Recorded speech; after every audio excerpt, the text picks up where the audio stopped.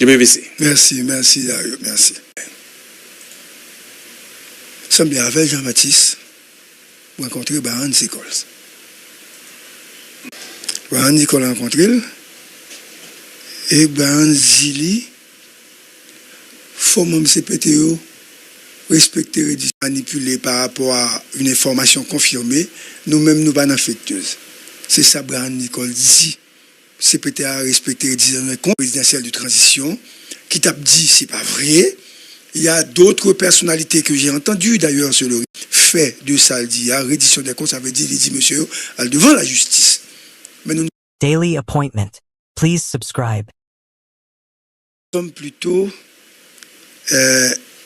dans une dynamique électorale, dans le montage du conseil électoral provisoire. Alors, je me suis posé cette question, une fois que m'apprendre, comme nous dirigés par des dictateurs. Le 26 août dernier, lors des élections organisées à l'hôtel Marriott, en présence de la presse,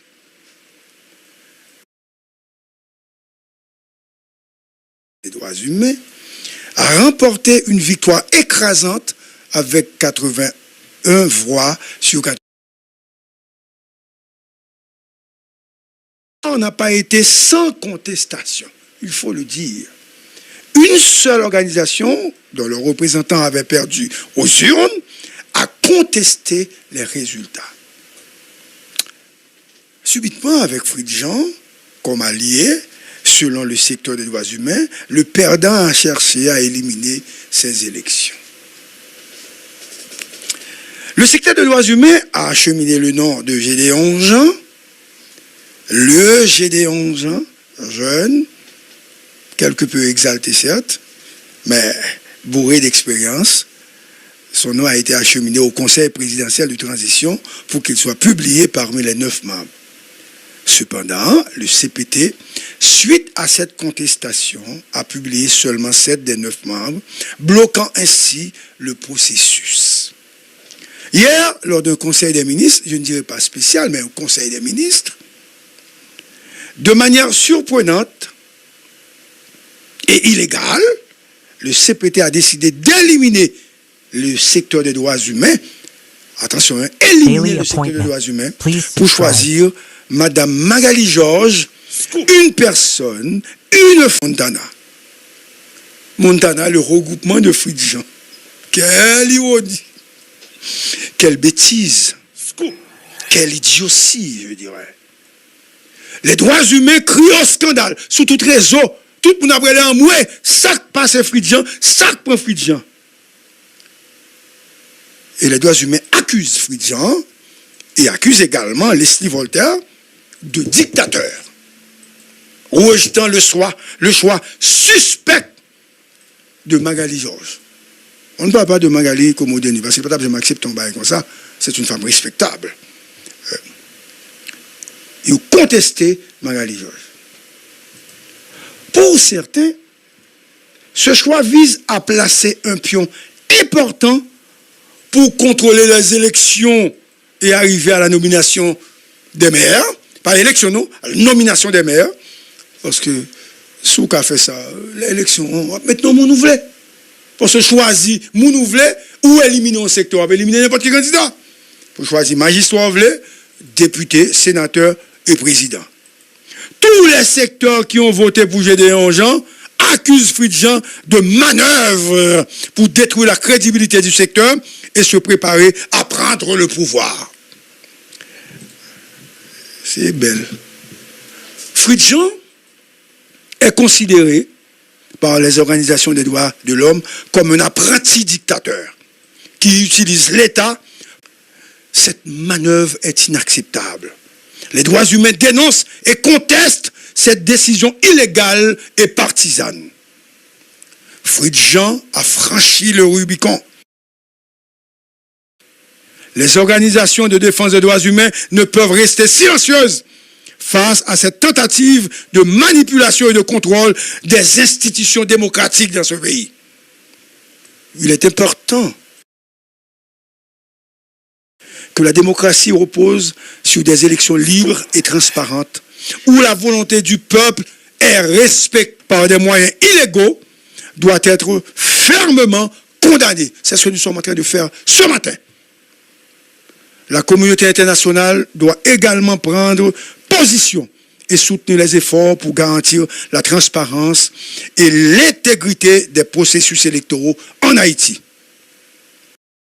Il faut nous vigiler, nous devons rester vigilants et dénoncer toute tentative de dictature, de protéger les droits et les libertés de notre peuple. La justice et la transparence doivent prévaloir pour garantir un avenir meilleur pour Haïti. En termes de... Nous avons invité ce matin Darbensky Gilbert, responsable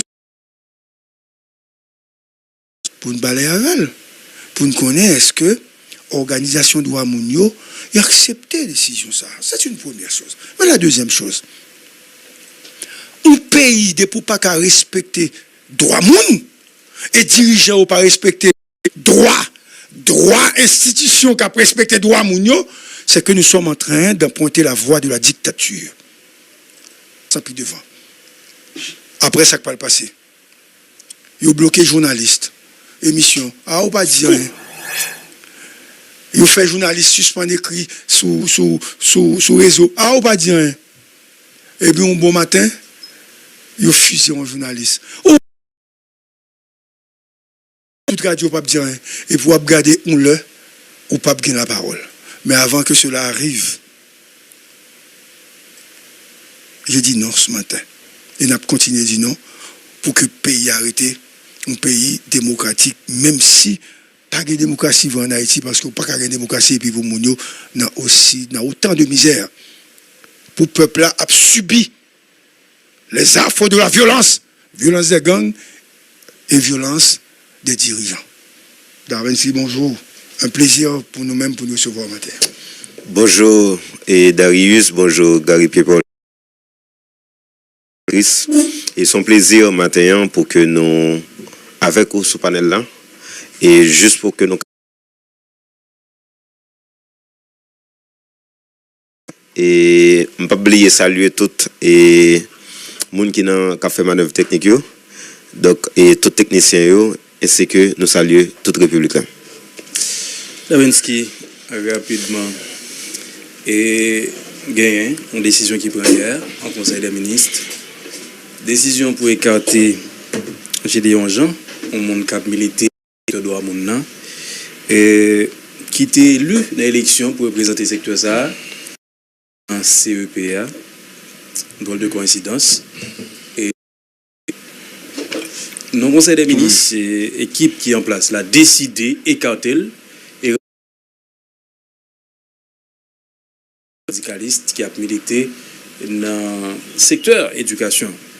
Et maintenant, nous-mêmes, nous avons dit comment... Certains temps, pays a tourné en bateau sans gouverneur. Côté que...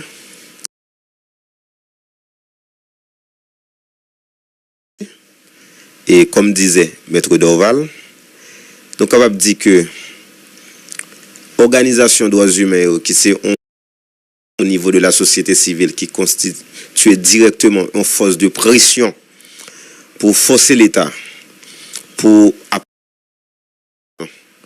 forcer l'État, pour qu'il soit capable de respecter la loi. Et bien, je ne dis pas, nous sommes capables de dire que ayant sorti ou que les violer droit du vote ensemble de structures. Hier, secteur évêque a gagné et ensemble de structures, figure de proue qui est au niveau du secteur.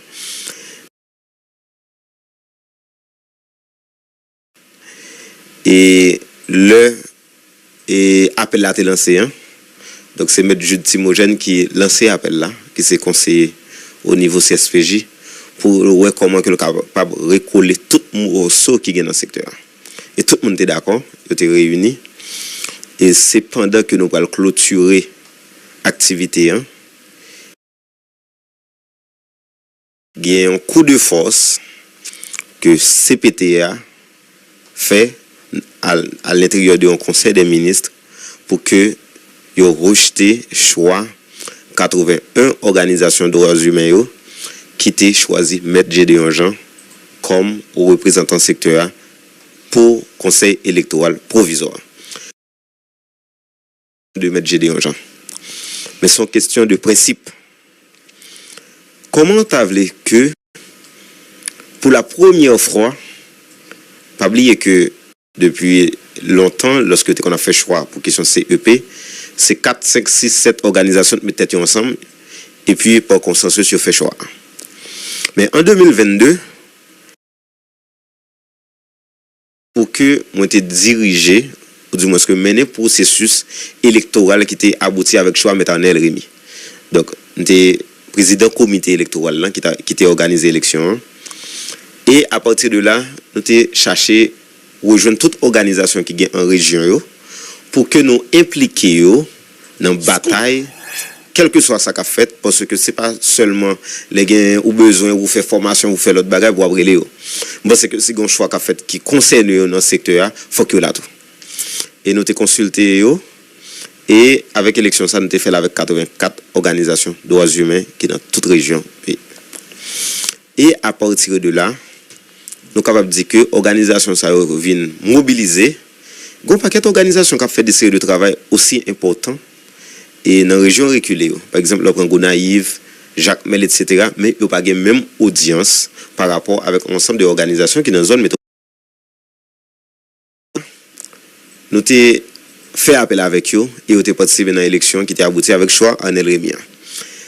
Depuis 2022, même élan ça, nous avons au niveau secteur. Et nous sommes capables de dire que l'organisation des droits humains, gens que nous sommes de son force de pression, mais tu as gagné, et dans même 2024, là, pour que, avant de venir dans la question CEP1, tu as gagné quelques organisations de droits humains responsables qui allaient bon côté Renan et Deauville pour dire Renan, tant pour souple, nous fait élection pour question CSPJ. Et à partir de là, et comme CJ l'a bien bon gens, expertise, bon gens, et nous capables de dire expérience dans la question élection, au PC était confié pour que les organiser l'élection pour qui aboutit avec choix mettre Jude Timogène.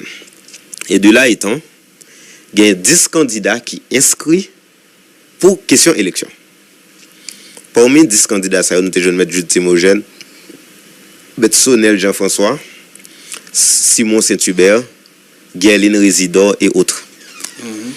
Et à partir de là, stratégie que nous employons du fait que nous connaissons très nombreux, et nous te dit que nous avons choisi 3 candidats. Parce que c'est une personnalité de la société civile désignée par le protecteur du citoyen à partir d'une liste de 3 noms soumises par les organisations de défense des droits humains.